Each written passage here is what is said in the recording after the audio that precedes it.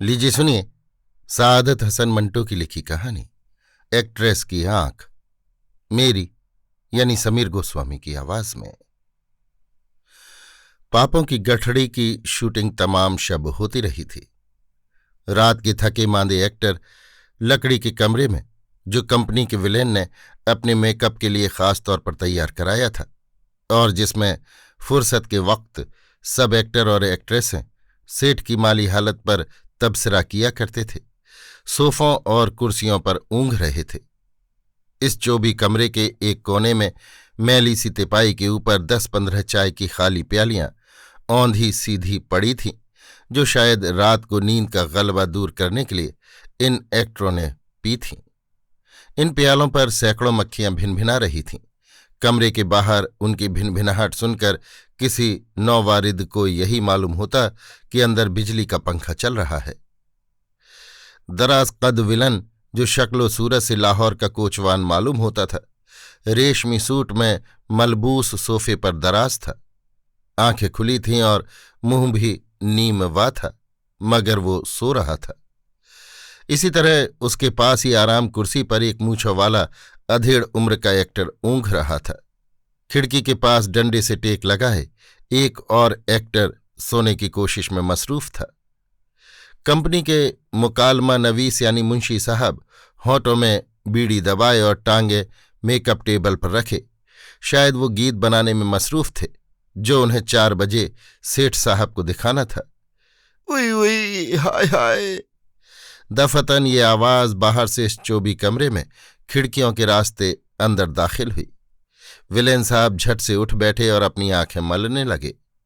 मूंछों वाले एक्टर के लंबे लंबे कान एक इर्तियाश के साथ इस निस्वानी आवाज को पहचानने के लिए तैयार हुए। मुंशी साहब ने मेकअप टेबल पर से अपनी टांगें उठा ली और विलेन साहब की तरफ सवालिया नजरों से देखना शुरू कर दिया। उई उई उई हाय हाय, इस पर विलेन, मुंशी और दूसरे एक्टर जो नीम गुनूदगी की हालत में थे चौंक पड़े। सबने काट के इस बक्सनुमा कमरे से अपनी गर्दनें बाहर निकाली। अरे क्या है भाई, खैर तो है? क्या हुआ? अमा ये तो देवी हैं। क्या बात है, देवी? जितने मुंह उतनी बातें। खिड़की में से निकली हुई हर गर्दन बड़े इस्तिराब के साथ मुतहर्रिक हुई और हर एक के मुंह से घबराहट में हमदर्दी और इस्तिफसार के मिले जुले जज्बात का इजहार हुआ। हाय हाय हाय, उई उई। देवी, कंपनी की हर दिल अजीज हीरोइन के छोटे से मुंह से चीखें निकली और बाहों को इंतहाई कर्ब इज़्तिराब के तहत ढीला छोड़कर उसने अपने चप्पल पहने, पांव को जोर जोर से स्टूडियो की पथरीली जमीन पर मारते हुए चीखना चिल्लाना शुरू कर दिया। ठुमका ठुमका बूटा सा कद, गोल गोल गदराया हुआ ढील, खिलती हुई गंदुमी रंगत, खूब खूब काली काली तीखी भवें, खुली पेशानी पर गहरा कुसुम का टीका, बाल काले भौरा से जो सीधी मांग निकाल कर पीछे जूड़े की सूरत में लपेट देकर कंघी किए हुए थे। ऐसे मालूम होते थे जैसे शहद की बहुत सी मक्खियां छत्ते पर बैठी हुई हैं। किनारेदार सफ़ेद सूती साड़ी में लिपटी हुई चोली गुजराती तराश की थी, बगैर आस्तीनों के, जिनमें से जोबन फटा पड़ता था। साड़ी बंबई के तर्ज से बंधी थी। चारों तरफ मीठा मीठा झोल दिया हुआ था। गोल गोल कलाइयां जिनमें खुली खुली जापानी रेशमी चूड़ियां खनखना रही थीं। उन रेशमी चूड़ियों में मिली हुई इधर उधर विलायती सोने की पतली पतली कंगनियां झमझम कर रही थीं।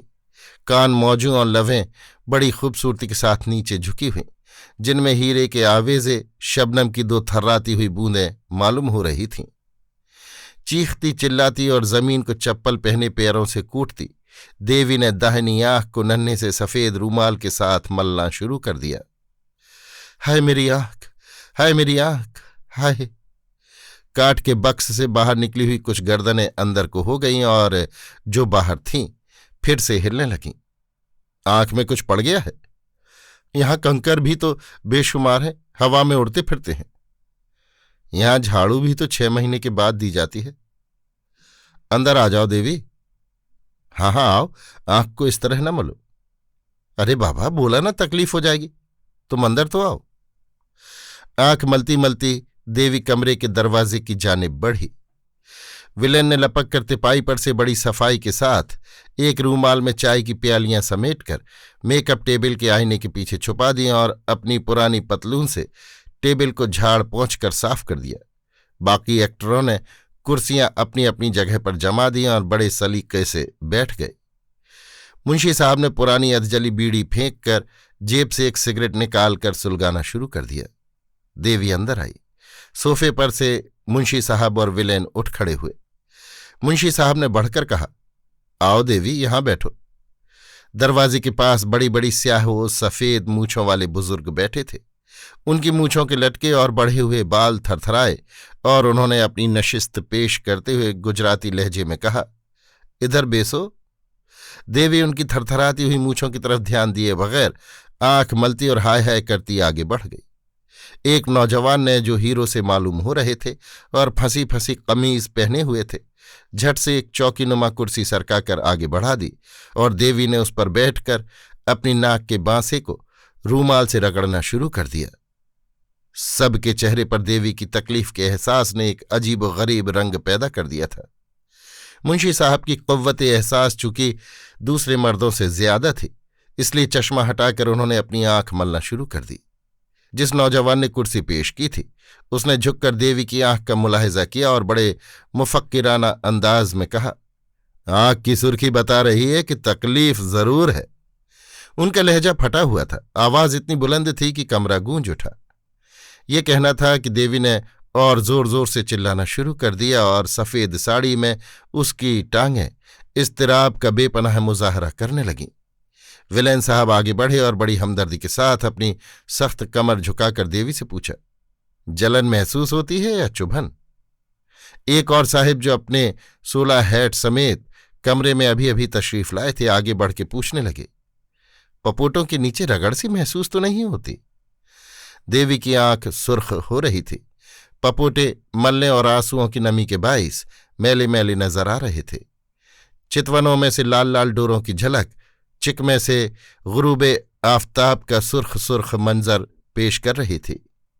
दाहनिया की पल के नमी के बाइस भारी और घनी हो गई थी, जिससे उनकी खूबसूरती में 4 चांद लग गए थे।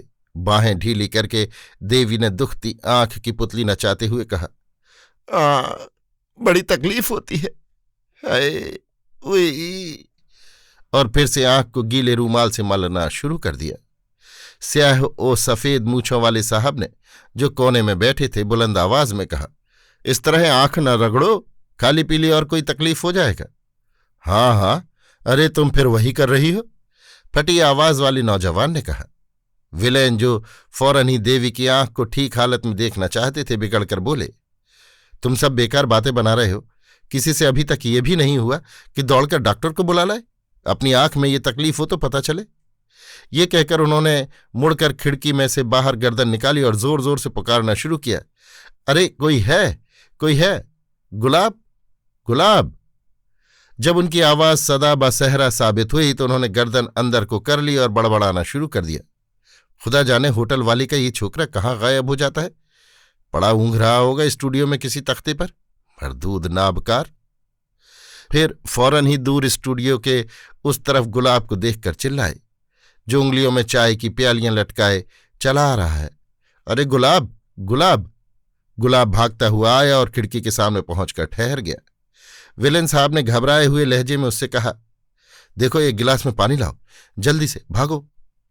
गुलाब ने खड़े खड़े अंदर झांका, देखने के लिए कि यहां गड़बड़ क्या है।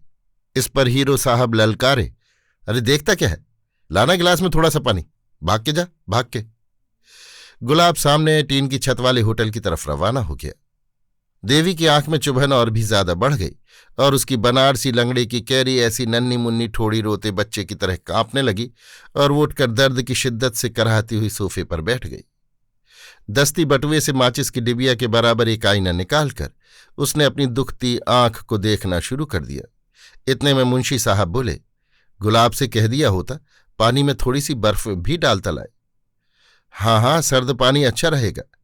ये कहकर विलेन साहब खिड़की में से गर्दन बाहर निकाल कर चिल्लाए, गुलाब, अरे गुलाब, पानी में थोड़ी सी बर्फ छोड़ के लाना। इस दौरान में हीरो साहब, जो कुछ सोच रहे थे, कहने लगे, मैं बोलता हूं कि रूमाल को सांस की भाप से गर्म करो और उससे आंखों को सेंक दो। क्यों दादा? एकदम ठीक रहेगा। स्याह सफेद मूंछों वाले साहब ने सर को इस बात में बड़े जोर से हिलाते हुए कहा। हीरो साहब खूंटियों की तरफ बढ़े, अपने कोट में से एक सफेद रूमाल निकालकर देवी को सांस के जरिए से उसको गर्म करने की तरकीब बताई और अलग होकर खड़े हो गए। देवी ने रूमाल ले लिया और उसे मुंह के पास ले जाकर गाल फुला फुलाकर सांस की गर्मी पहुंचाई। आंख को टकोर दी मगर कुछ इफाका नहीं हुआ। कुछ आराम आया? 16 हैट वाले साहब ने दरियाफ्त किया। देवी ने रोनी आवाज में जवाब दिया, नहीं नहीं, अभी नहीं निकला, मैं मर गई। इतने में गुलाब पानी का गिलास लेकर आ गया। हीरो और विलेन दौड़कर बढ़े और दोनों ने मिलकर देवी की आंख में पानी छुवाया। जब गिलास का पानी अपनी आंख को गुसल देने में खत्म हो गया तो देवी फिर अपनी जगह पर बैठ गई और आंख झपकाने लगी। कुछ इफाका हुआ? अब तकलीफ तो नहीं है? कंकरी निकल गई होगी? बस थोड़ी देर के बाद आराम आ जाएगा। आंख धुल जाने पर पानी की ठंडक ने थोड़ी देर के लिए देवी की आंख में चुभन रफा कर दी, मगर फौरन ही फिर से उसने दर्द के मारे चिल्लाना शुरू कर दिया। क्या बात है? ये कहते हुए एक साहब बाहर से अंदर आए और दरवाजे के करीब खड़े होकर मामले की अहमियत को समझना शुरू कर दिया। नौवारिद कोहना साल होने के बावजूद चुस्तो चालाक मालूम होते थे।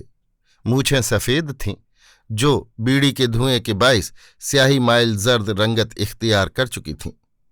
उनके खड़े होने का अंदाज बता रहा था कि फौज में रह चुके हैं।